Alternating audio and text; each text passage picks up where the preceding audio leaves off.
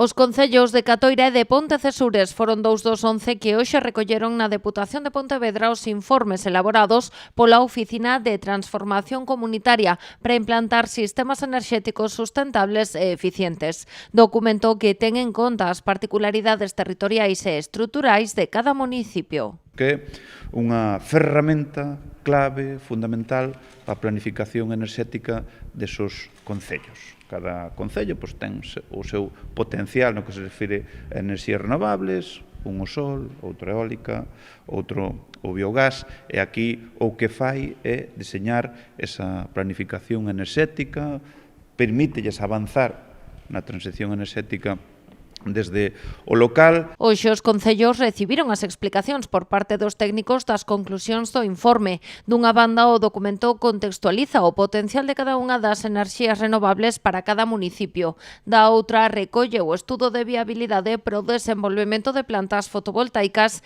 en edificios públicos. O proxecto conta cun orzamento de 750.000 euros.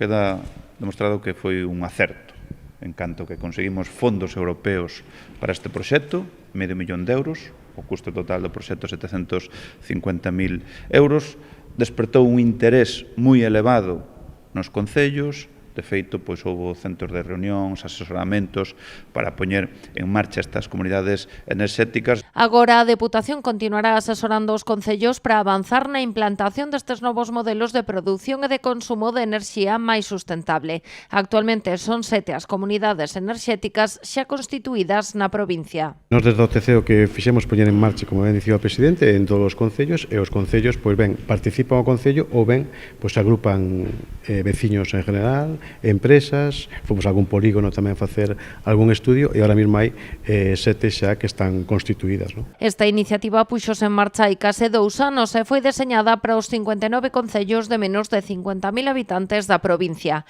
Está enmarcada no proxecto Máis Renovables do Servizo Provincial de Acción Comunitaria.